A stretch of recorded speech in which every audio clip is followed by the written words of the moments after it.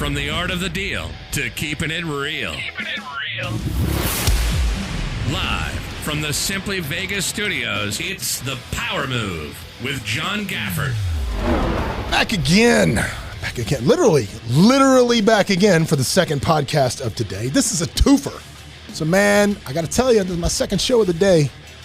And I'm going to try to keep the energy level high. Try to keep it where it needs to be. Because if you're investing your time in me, man, I don't want it to be for nothing. Today on the podcast, man, I got to tell you, there was a time in my life when I demolished my own personal credit. Yeah. I absolutely demolished it. And if that sounds like maybe something you have done, and you might need some selection to that, or you might need some help with that, my guy Brandon, who is the owner of Credit Counsel Elite, can probably help you with that. So we're having Brandon on today, and we're going to talk about that. But it's not just about that. If you're thinking, man, I'm not listening to this shit, I got good credit, I'm not dealing with this at all. That's not just what it's about. Because Brandon also has a pretty good, we'll call it superhero origin story. We'll call it that. Good origin story because, listen, the number one thing that I love that this show is about escaping the drift. It's about getting you from a place of complacency, getting you from a place where if you're just not quite happy where you are right now, to that next level, that next place that you want to go. And I think Brandon is a guy that's done some of that. So I want to kind of get his story. So first of all, my man, welcome, Brandon. What's up, man? What's up, John? How are you, buddy? I'm Glad good. to have you. How was the travel in from San Diego today? It was rough, man. It was incredibly rough. Incredibly rough. No, it was easy breezy. Did you come on the standard jet or did you do the Jet Suite X? You can tell me. No, we're doing the Jet X on the way back. The Jet Suite X on the way back. Yeah. It's just the simplicity of it. It is. Easy. It's very easy. It's easy. So tell me, let's start out. Tell me a little bit about, let's hear your backstory, man. Where does Brandon, businessman extraordinaire, tell me about the backstory. Where do you start, man? Where are you from? Tell me about the growing up. So I live in San Diego, but I'm originally from New Jersey. So grew up in New Jersey. Grew up with what part of New Jersey? South Jersey, like exit 17. I spent a long weekend in West on the Jersey Shore. What is it? You were in Atlantic City, weren't you? No, not Atlantic City. On the Apprentice, man. We had to renovate a motel. Oh, I thought that was in Atlantic City. No, dude, it was on the shore. West Shore, West Haven, West something. Huh? I don't know. I don't know, dude. I don't know. Whatever. It's been a while for me. So yeah. But I'm about 30 minutes south from Atlantic City. Okay, there you go. 30 minutes south of Atlantic City. What did the parents do for a living? So I grew up with my mom, single parent mom. I met my father when I was 18 in court, so he could stop paying child support. So. He was incredible. But nice. But so I didn't really have that male guidance, that male figure. He was not involved at all. No, he had another family. Okay. So brothers and sisters or just you? So I have two sisters. Two sisters. And my mom, manic depressive bipolar. She was diagnosed with that a long time ago. So sounds like one hell of a birthday party. Yeah, it's good ups and downs, a roller coaster. Okay. So mom struggled with mental, and obviously probably just struggled excuse me, in general. God bless you. Yeah. So she, God bless her soul. She did the best that she could to raise three misfits, Mm-hmm. But at a very young age, I realized hey, I had to be the man at the house. I had to kind of grow up. I was looking for my first job at age 9, because we grew up on, Section 8, Social Security, about $1,000 a month and food stamps. Right. So I got my first job when I was 12. What was that job? It was working at a seafood restaurant in the back. Okay. So it was friends and family. I was supposed to be 16 to work there, but we got in. It's New Jersey, They looked the other way. Yeah. Pay this kid under the table. We're good to go. But so you're 12. How many hours a week are you working at the seafood joint? How much time you spend? I was working full time. Full time at 12. Yeah. So you had to work 6 days a week there. They had this thing, and I respected it. Was this a summer job, or you still going to school? So they were from Labor Day, like Mother's Day at the time, till the end of the season, like October. Okay. New Jersey's a very, during the winter, it's seasonal. nothing. Yeah, it's dead. Yeah, it's dead. So speaking of which, during the wintertime, a lot of people kind of get really lazy or rely on drugs and so forth. So it's not the best area. I imagine you guys weren't exactly living in the nicest part of town either at this point with just what your mom was struggling with. Yeah. Very blessed once again. Like we grew up in a nice home and like right on the edge of the hood, right? So okay, got it. Very blessed. But overall, at a very young age, I jumped into marijuana for the first time. I used it for the good times, bad, ugly, everything in between. Yeah. And I'm like the first person. How old was that? That was 8th grade summer. Spring break. Okay, but you didn't answer the question about when you were 12 years old working full time. Were you still going to school? Yeah, I was. Yeah. Okay. Yeah. So you're working at night. I was working at night. Yep. 12 years old. Okay, so you got a son. You can kind of picture that and like you hear this shit and it's like, oh man, my life is so miserable. NHL 2021 keeps freezing when I get to the Stanley Cup. It's bullshit. This game doesn't work right. And you're like, and you're working full time at 12. Well, I didn't have any of the games, right? I didn't have. No, but I'm just saying, like, So what made me really want to get money at a very young age was constantly going up to my mom, like at a very young age, like begging her, like, hey, I want a quad. Like everybody in my neighborhood had a quad, had a dirt bike or something. So I wanted that, and eventually keep on going up to her. Like I could see it in her face eventually, just the pain of like, hey, I cannot supply that for you. I have to say no. Yeah, well, she just couldn't do it. Like it was never going to happen. So we were getting like $1,000 a month between 3 or 4 people, right? It's like, it's never going to happen. See, here, I've never told this story, but I'll tell a story I haven't told in here before, which is I did not grow up by any means of the stretch like that. Right. Mm-hmm. It was by no means that level of disparity or despair, but I had probably in a weird way, a similar sort of circumstance kind of, which was, my mother broke, there should just be a rule about this that all young women learn, which is do not divorce a Southern attorney in a small town in the South. You should just learn that. It's tough. Because essentially my mom got the house, she got us, and my dad paid virtually no support. It was like nothing. So even though we lived in this really nice house in this really nice neighborhood, my mom struggled with us, struggled with us. So like that pain of talking about asking for things and you see that them wanting to do that. Even as a kid, I remember my mom tells a story and it was Christmas and I had asked for drums. My first drum set, a real drum set, not like the blue denim JCPenney deal, not those, but like a real set of drums, which I had gotten for my birthday. And it was awesome.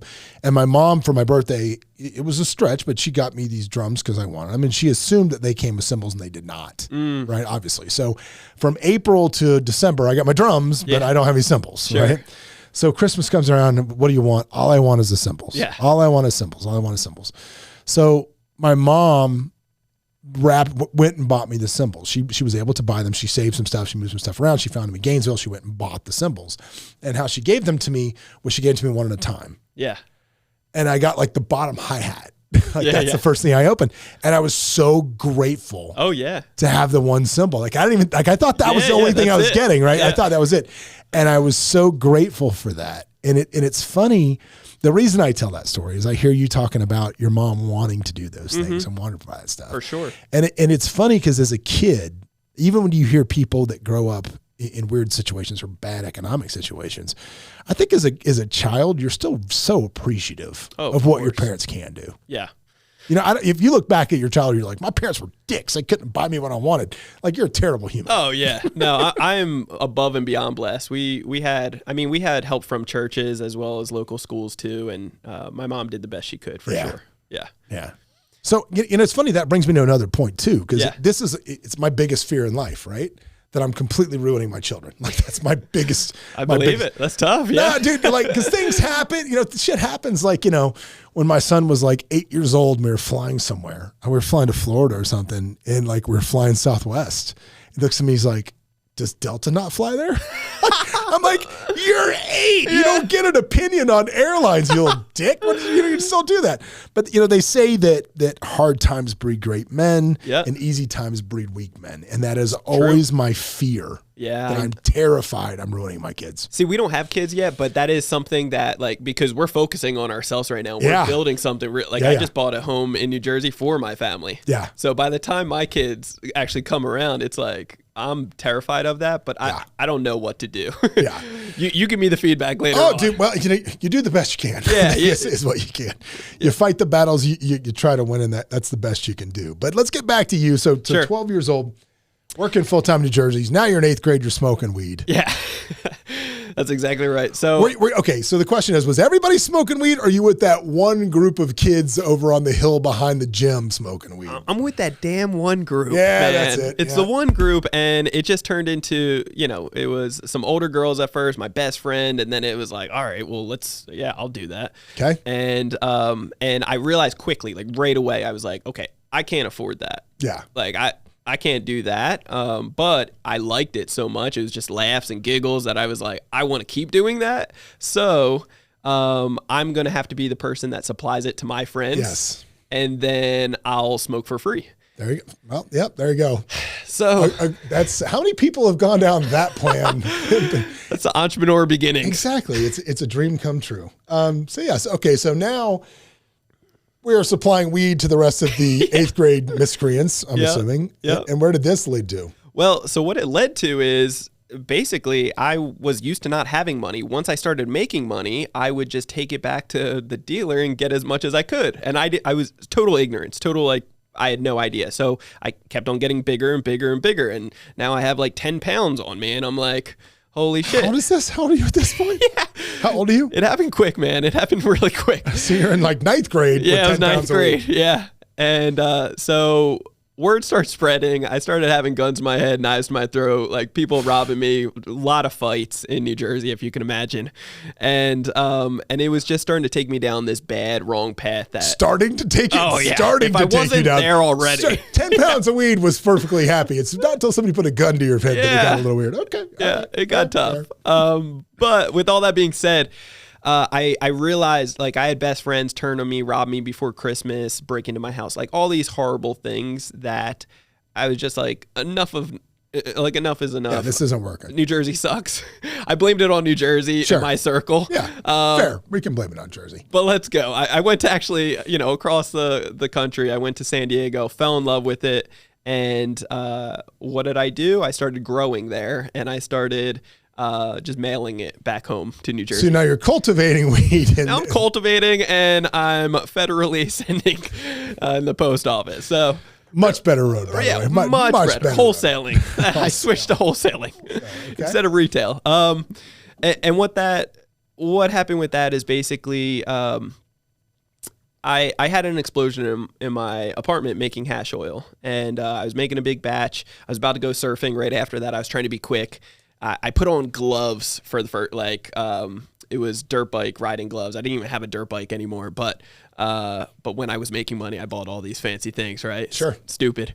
When you're broke and you come from nothing, like you could see where, the ghetto rich starts coming out. Oh, yeah. You'll buy all the I think everybody goes through that period. Sure.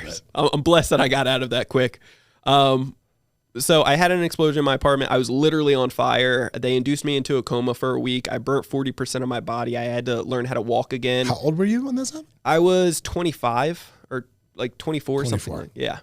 So, actually. My question is obviously, so it's like 22. You turned yourself into the Human Torch with your motorcycle gloves on. Yeah.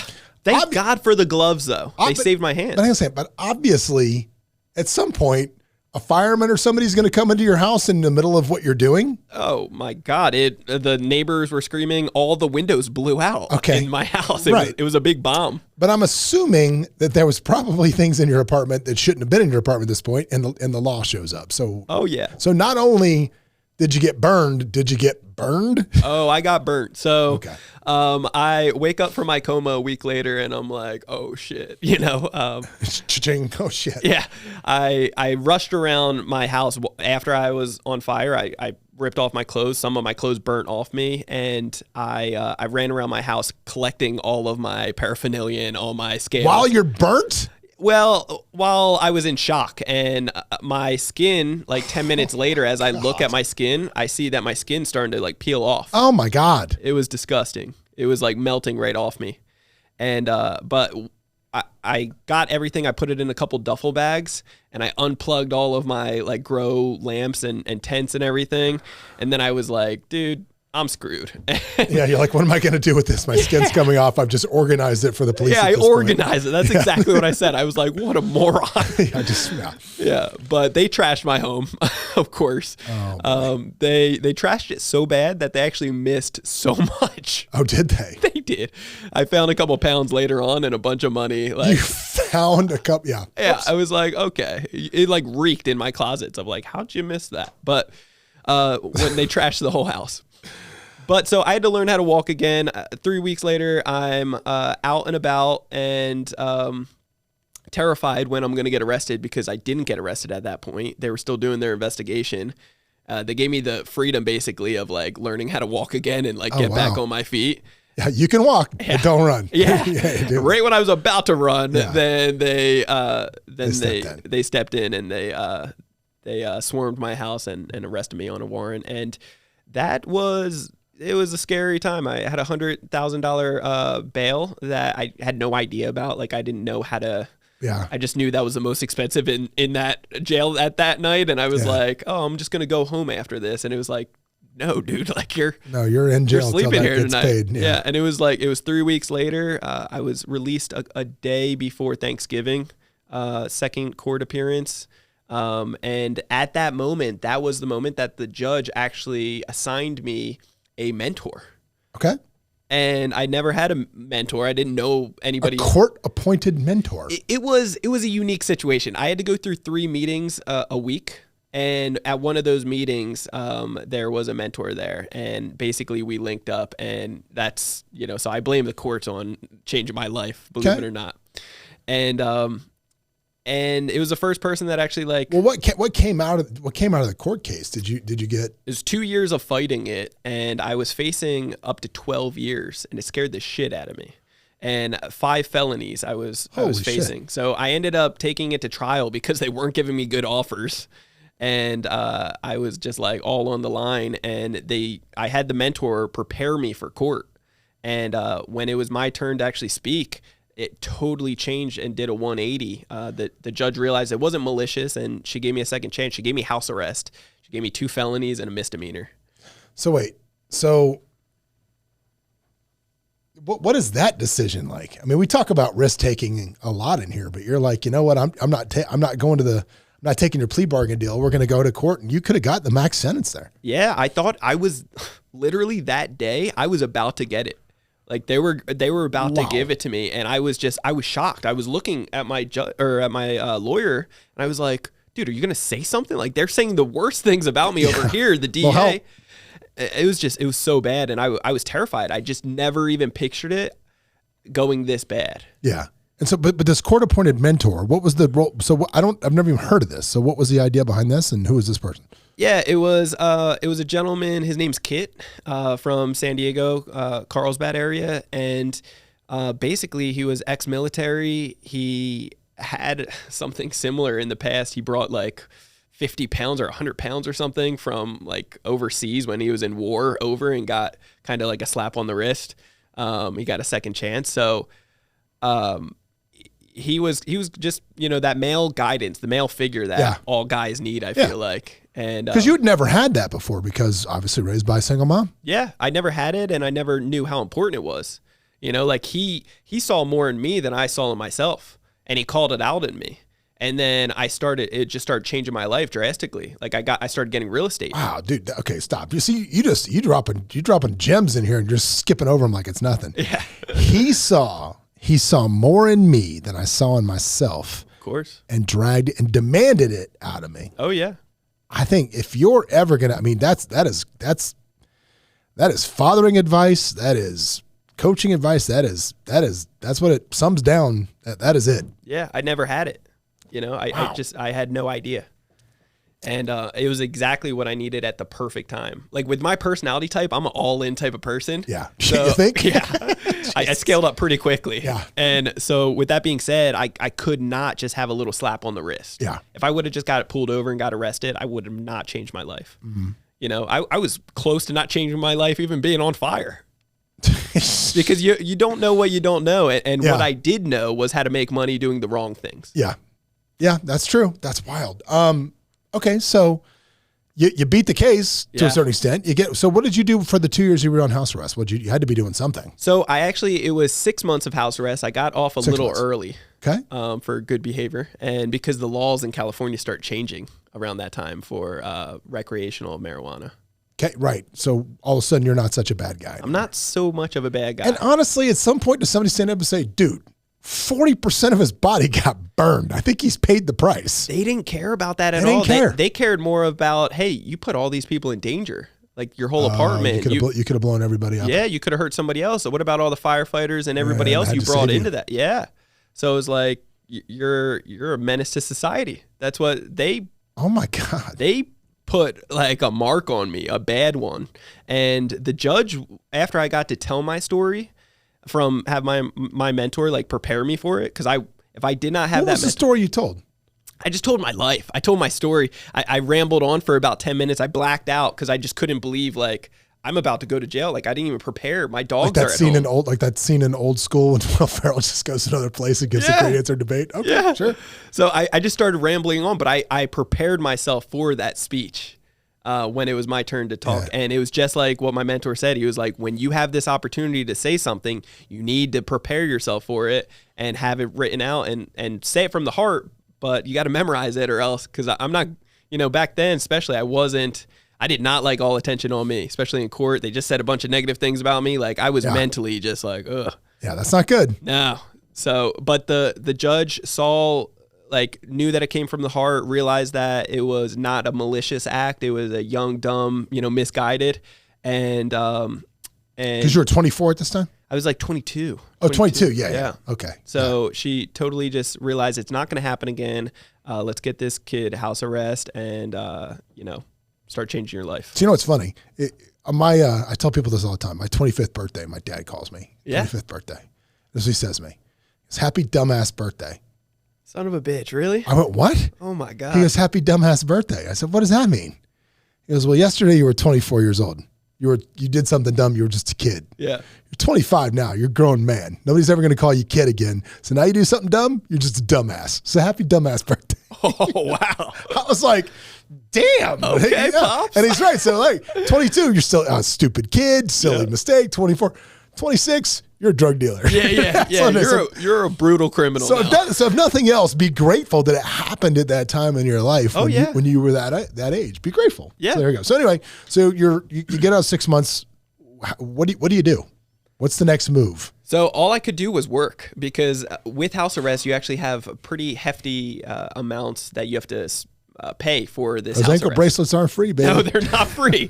And working restaurants, that's what I was doing. I didn't know any better. And so all I could do was walk my dogs, go to work. So I worked 6 days a week, 2 restaurants, about 15 hours a day.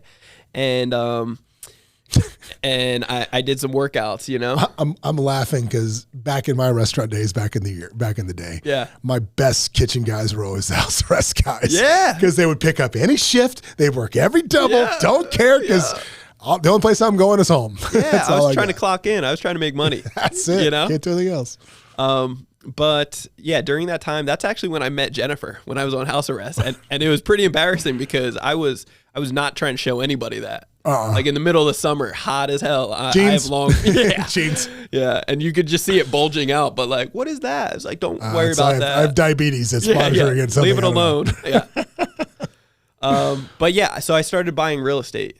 Okay. I got addicted to real estate. I fell in love with the BRRRR strategy. I had no idea how I was going to pay for it, but I went down this rabbit hole of realizing like, all right, well, I have certain credit cards that have like 60, 70,000 limits on them from just constantly saying the right things mistakenly for so long. And what it turned into was, when there's a will, there's a way. I found out how to liquidate cash from my credit cards and be able to buy the properties, complete the remodel, and then refinance it later. Who was your first guru for that? Who did you study? Where'd you learn? It was really just books and podcasts. Whose books, whose podcasts? Where'd you learn from? Yeah. Do you even remember? It wasn't, I don't know like the names. There was Credit Secrets was one book that was decent. I met the ghostwriter of that, Rodney, so he's pretty cool. What else? There's a really good book. It's like $200. It's an expensive book. I don't even know what it is. I don't know. Yeah. Great content right now. It's so good. Just smoking good content. You're crushing it. I don't know what it was. A lot of it was really just like trial and error. Yeah. And just trying to figure it out along the way. Like calling the banks and begging them to see like, hey, is there any promotional deals going on that I could, I got this amazing property. It's going to cash flow like crazy. So you were burring. And for those of you who don't know what burr is, if you're listening, if you're listening to this, you obviously probably do, but on the small chance you don't. Sure.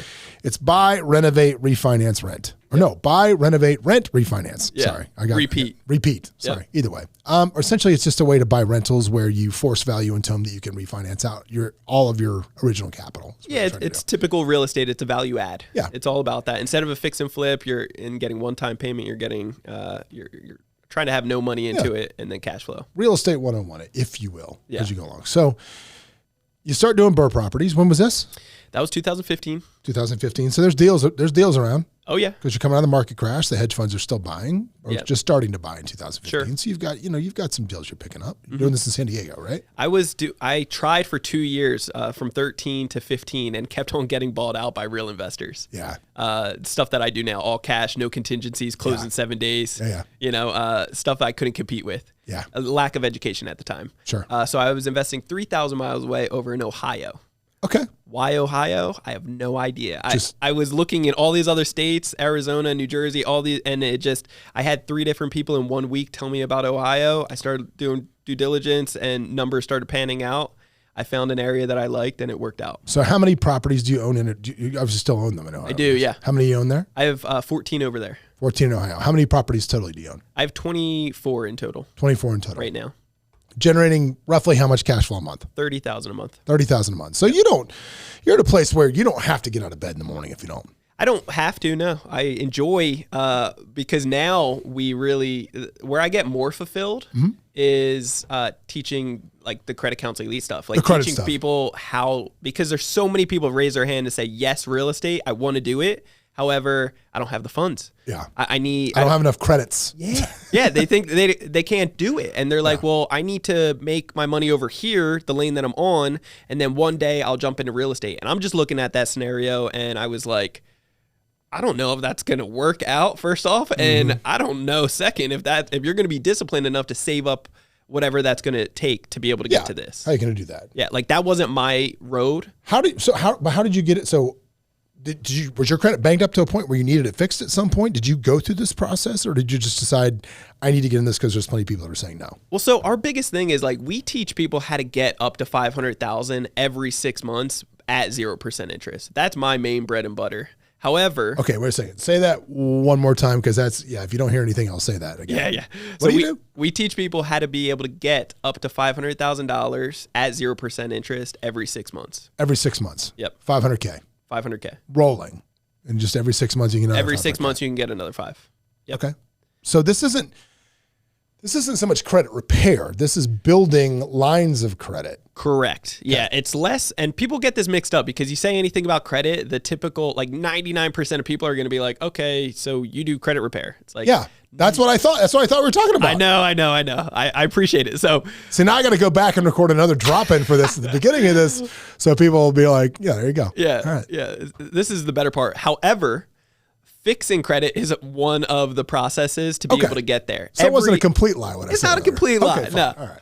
But every single person needs to be in the 800 club to really be able to get a successful mass apply. Yeah. And a mass apply for anybody out there that is like, what the hell do you mean, Brandon? That's when you apply for 10 to 40 plus credit cards in a 30-day time frame and get a 90% approval odds. How does that not sink your credit score? Yeah, that's a good question. So we'll teach you how to be able to remove the hard inquiries in a matter of moments, so it doesn't haunt you like for the long run. And moments. Yeah. it will take about like 30 minutes, 20 to 30 minutes of your time, and then you'll see it later on that afternoon. But even if you get the card, they remove the inquiry? Correct. Yep. And the thing is, people don't realize this. Whether you apply for 1 or 2 credit cards or you apply for 40 plus, it makes the same impact to your FICO, your credit report. Okay. So why go for just 1 or 2? Go for the full shebang because you're going to get the most credit lines. You can get credit limit increases over time, and you can do this every 6 months. So you have clients that have hundreds of credit cards. Is that fair to say? Yes. And how do you, so the 0% interest is you're just targeting ones that have 0 interest for the first 12 months or low or introductory rates is what you're going after. Yeah. So the intro rates range anywhere from 6 months to 22 months for 0% interest. Most of them are 15 or 18 months. And with that being said, it depends on your end goal. Like, what is your strategy? There's several different types of credit cards out there. You got cash rewards, you got business cards, you got travel cards, insurance cards, like 0% interest. You want to make sure you're kind of hitting what is that end goal that you're trying to do. Backtrack and see. Yeah. If you're trying to leverage and you're growing a business, scaling something, wanting to diversify, then you're going to want to focus on business credit cards at 0% interest for as long as possible. Yeah. So that you can make the money work. Yeah. So how many people do you think are using their credit incorrectly? 99% of people. 99%. Yes. So if I'm the layman guy, 800 credit score, like Yeah. I'll tell you, like, Yeah. For me, it's like I've got the American Express Platinum that I use for one company. I got the Chase Sapphire I use for another. Yeah. I do the Capital One. I do the Capital One venture deal for pretty much everything else, which I just racks up points and like 2 points for everything you spend. Yep. Whatever it is. So, you know, I think right now I'm probably sitting on, I don't know, 3 million points, whatever it is. Yeah. Collectively for my cards that I have. Sure. So what should I be doing differently? Well, first off, you want to see which cards are going to be the best for your everyday purchases and then figure that out. And then what's the end goal? You know, there's 4 different types of banks for traveling, right? So like Amex, Citi, Chase, and Capital One. So definitely, like if you travel a lot, like we do, then you're going to want to have an arsenal of those so that you can stack up those points and then start learning travel hacking because it's a benefit. Yeah. So if you know how to the 3 alliance partners for traveling, then there's like 20 airlines underneath each one of those. Star Alliance and Avianca, I think is. No, it's Star Alliance, it's Sky Team, and it's One World. Yeah, that's okay. Those are the 3. And there's 20 airlines underneath each one. And there's bonuses to transfer into certain airlines and then transfer to another. And you can be able to get your... Do you do that or do you know somebody does it? No, we do that. Yeah. Dude, I haven't paid for a flight in forever. We're going to Europe next month. And like we have the whole thing paid for a full month. And yeah, because I had a guy that did this.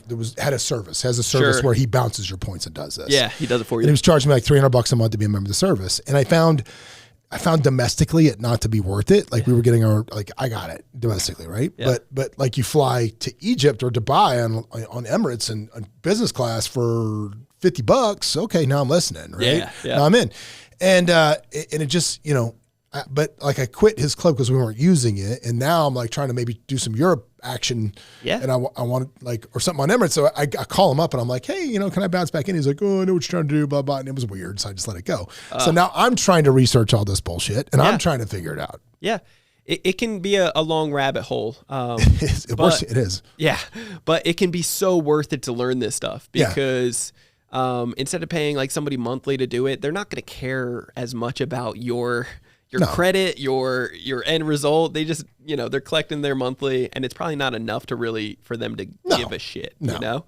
So if you can learn it yourself, then it will really, like, that's what we teach in credit counseling. It's one of the 4 steps. One of the 4 steps. Yeah, which is leverage. It's the last step. Once you get all the funding, so it's educate, fix, build, leverage. Okay. And once you get all the funding, the 3rd step, then the last part is then I'm jumping ahead. Let's go back to the 1st step then. Let's talk about educate. Yeah. So what goes on during the education portion of the credit? Yeah, that's a good question. So when it comes down to, like, we teach you how the banks, lenders, credit bureaus are judging you, so you know how to play the game. Think of it like this. I think of it as we were playing real life Monopoly with our finances. Every single one of us. However, nobody out there knows the damn rules of the game. Yeah. Like nobody. Yeah. So therefore, they're missing out on the park plays. When they land on it, they're not collecting the cash in the middle.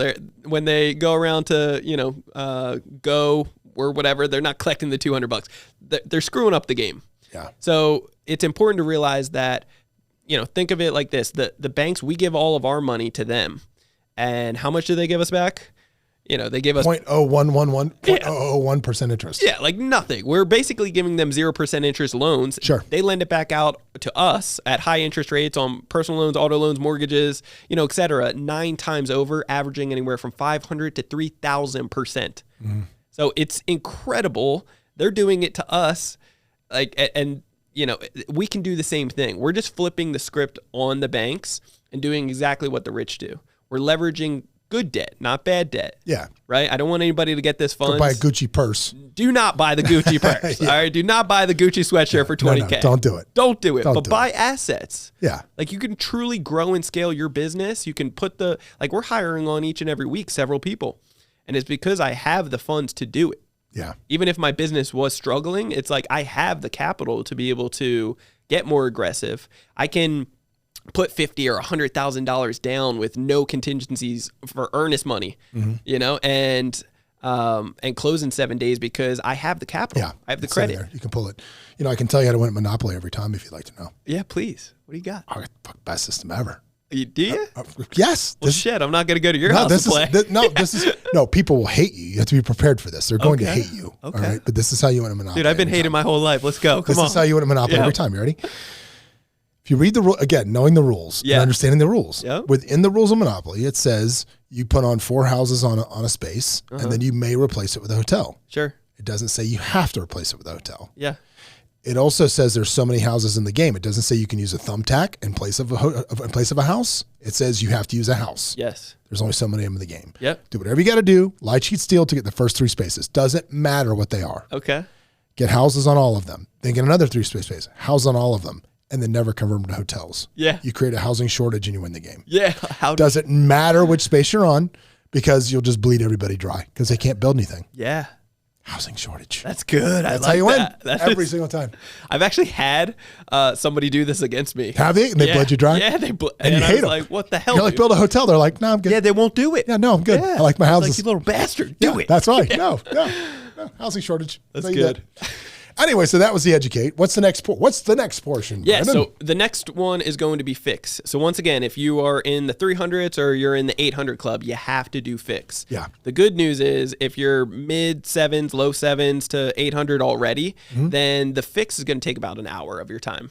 Okay. And it's really just removing old, outdated information, personal information, like old addresses, employer, phone number, stuff like that. So wait, old addresses hurt your credit score? Believe it or not, it's attached to, it's like less is more when it comes down to your personal info. Okay. It could be attached to something that could potentially be holding you down. Okay. Okay, so believe it or not, if you just correct some of that stuff right there, deleting some of those things, then I've seen scores actually jump up like 5-10 points. Just from getting rid of old addresses. Yep. That's wild. Yep. Okay. And then afterwards, obviously, What do you do for somebody who's got 800 credit? What do you fix with them? it's the personal identification info. Same thing. Yeah, so it'll be 1 hour of your time. You knock out all 3. There's a backdoor method that's free online, and bada bing, bada boom, you're done. Next, you can basically you're going to boost your score. Yeah. So even if somebody has jacked up credit, there's certain techniques. It's kind of a rabbit hole of like, and all different types of situations. But we've had people with bankruptcies that removed in an hour, collect 100,000 in collections. How? I mean, Yeah. you're going to drop the secret sauce a little bit? Give me a tea. I mean, look, I know that I still don't need you, but damn. I hear you. Yeah. Like this is. It's just so complicated to explain. There's not just the 3 credit bureaus. There's thousands of these third-party agencies, like LexisNexis, SageStream, Innovis, ARS, CoreLogic. Like it's these third-party agencies that act like credit bureaus that are furnishing data. Okay. So when the credit bureaus, the 3 credit bureaus, TransUnion, Equifax, Experian, when they go to verify certain items, you can freeze these third-party agencies. Oh. So then they can't verify it anymore. So you're kind of chopping, rather than going to the top, you're kind of going to the roots. I go to the roots first, cut that off, And then afterwards, I challenge and dispute the factual data on the three bureaus. And if the roots are cut off, they have no way to verify it. They can't verify, and then they legally need to take it off. Yeah, they have to take it off. However, these three bureaus are just like mom and pop companies. They have a lot of stall tactics. A lot of people, a lot of consumers out there nationwide, they give more power to the three main bureaus than they truly are. Yeah. They just don't know. But these companies will give a lot of pushback. We have certain techniques to overcome those pushbacks. Yeah. Yeah. I can imagine. Yeah. Burning their skin off would be one of them. There you go. I get from that. All right. So now we fixed. Yep. And the next one is fund, right? It's going to be, it's build. Build. Sorry. No, we're build. Yeah. So if everybody typically is. It would be much more helpful if this was like an acronym. Yeah. I know, like if everything went in a row. I know. We're working on it. We'll get there. Yeah. So yeah, the next part is build. And that's if you're, the negative stuff is off, you're going to be in the low to mid 700s, maybe the 800 club already. Mm-hmm. But at that point, we're going to have to boost certain things. So there's out of the 6 boxes that make up your credit score, your FICO, 3 are made for fix, and then 3 are made for build. Okay. Those 3 that are for build are total accounts, average credit age, and credit utilization. That's 55% of your FICO right there. Yeah. And those can be implemented. Like those can be by adding authorized users. Yeah. You can boost up certain scores and make all those perfect. Yeah, I got to tell you, the biggest after because I demolished my credit when I was younger. Yeah. I mean, it was like it was an art form. It happens, man. Oh, it was an art form. Yeah. I mean, I demolished it. Whatever. You're a responsible kid. It was efforts that you put in. I was already a dumbass at this point. I was beyond that dumbass birthday. So yeah, I was just a dumbass and ruined my credit. Yeah. But yeah, when I got it back. But the only thing that ever has screwed me up since then, right? And dude, I wanted to murder American Express. Just randomly, I had like an American Express blue card that I had for 15 years, and they just closed the account, and they would not reopen it. So a lot of people, and that's the education part. It comes down to if you have high utilization or start getting some late payments, negative derogatory remarks, and these banks are doing soft pulls on you every single month. Yeah. If they can see that, then they start getting scared. They just closed it for non-use. Oh yeah, if you got to use your card at least once a year. Didn't use it. Yeah, okay. They closed it. So you got to use it at least once a year, or else they will close it. Yeah. Yeah. They make money off of you swiping every time. Yep, they do. So that's the build. So we're going to build up. And what was it again? We're building up. So we're boosting up the score. And the best news is within 30 days max, that's absolute max, we can show you how to get to the 800 club if you're not there yet and keep you there. Okay. And as a real estate investor, you actually want to be at 760 to 780 range or higher to get the best of the best rates. Yeah. Right? So we can show you how to boost it up, get to the 800 club. Afterwards, that's when you're going to do your mass apply. So here's a question, because I tend to be a victim of utilization, like just whichever way the wind blows on the day, right? But utilization moves my score 12 to 15 points, because even though we pay them off like every 2 weeks, and we never really run a balance. Yep. My credit card, and I guess the total utilization never gets more than, call it 25%, but still it's you get zapped. Sure. So the way to stop that, and this is a great question, by the way. Yeah. The way to stop that is being aware of your statement closing dates for every card. Yeah. And you can change those statements. If you have a bunch of cards like I do, like put half of them on the 1st and then the other half on the 15th. So there's a statement opening date, a statement closing date, and then 3 weeks later, typically the due date, right? Yeah. The due date you have to make, or else you're going to get hit with a late payment. Yeah. The statement closing date, whatever amount that balance is, that gets reported out to the 3 bureaus. So you always want to start paying it off in full. If you're you should be that type of person, ideally, unless it's at 0% interest, then you want to pay it off about 2 to 3 days prior to that statement closing date, so it has enough time to circulate and clear and be zero. Exactly. So how accurate is like the Credit Karma? BS, total BS. Total BS. Yeah, it's a Vantage score. Yeah. And if you look at all of your platforms, 9 times out of 10, it is a Vantage score, and that's what people need to. What a Vantage score is a BS number. It can be off as much as 150 points, either up or down. Really? Yeah, so do not look at the Credit Karma scores, the Vantage scores, okay? I mean, the education is decent on there, and the 6 boxes is something that you can look at to get more education. Don't treat it as the holy grail. Yeah. Okay? If you want your true FICO, then we have like a link that on our on Instagram underneath our link tree. But basically, it is My Score IQ. That one you have to pay for it, but it gets like truly the best. You're getting the real number. You're getting the right number. You're getting the real accurate data. That's the baseline where you need to start. Yes, that's what you have to start with. And if you have to do any type of fixing, you need that report anyway. Yeah. And it comes with insurance for protection and so forth. Nice. So it's beneficial. So the idea here is so many people just think that credit is about getting the best rate when you buy a car, buy a house, anything you want to do. But this is about creating true leverage because, stop me if I'm wrong here, okay? Stop me if I'm wrong. Please. Because like you say you're going to get 40 new credit cards with $500,000 worth of 0% interest on them for, let's call it 12 months. Yep. So I take this and then I go out and I invest it in my widget factory. Yeah. All right. Widgets are going good, but I got some widget problems. Okay. I got some issues with the widgets, right? Yeah. I thought widgets were going to hit the market at month 4. Sure. Looks like it's going to be month 7. Uh-huh. I'm gonna start turning interest on this money. So what you're saying is with your system, though, technically I could go out, get a whole bunch of new cards and then balance transfer my widget money to the new cards. You can. You can also ask for extensions on, and people don't know that, like you can negotiate with your credit card companies, believe it or not. You just need to know what to say and how to address it properly. Yeah. If you need extensions, there's opportunities for you to do so and stop the interest completely. Because like you could literally buy cars. You could buy whatever you want with this. We have people in our, as long as they go. Yeah, there's a hack that we put out there with Bank of America. You can buy 4 cars with one hard inquiry on Experian that you can remove in a second, and it's only on business credit, and they will fund 110%. I mean, it covers half of your insurance. And up to $50,000, so you can get 4 cars to start your Turo business with up to $50,000 on each one, and all you have, I mean, you can make like $2,000, $2,500 per month off each of those cars. Wow.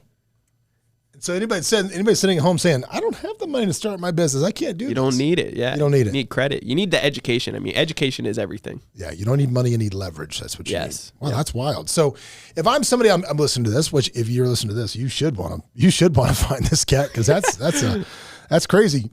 I mean, he probably still knows where to get some weed. No, I'm just kidding. He probably doesn't. But I'm totally off that. No, totally off the weed. No. But obviously, this is some next level stuff. So if they want to find you, how do they find you? How do they get in touch with you?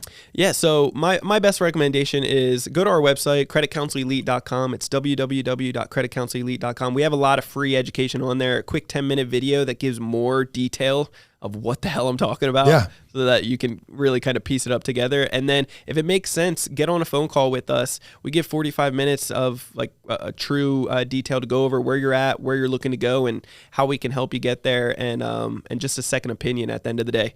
Otherwise, we have a weekly podcast ourselves, Ready, Set, Go, Real Estate Investing podcast every Monday. And on Instagram, it's Brandon Elliot Investments. Love it. Well, Brandon, man, dude, thanks for coming in. It was an awesome chat. Yeah, appreciate you, John. Look, hey, man, just 2 in a row, and I felt like I brought the heat for the second one. Oh, you always do, I felt like I saved it up and then just like exploded through the second podcast. It was good. All right, well, dude, look, man, if you want to get some more money in your life using leverage, Brandon's going to be your guy. I know I'm going to have him help me, hopefully walk me through this travel hacking thing because it's a black hole that I'm done looking at. But Let's go. That's the point. Anyway, all right, man, thanks for coming in. Guys, we will see you next week.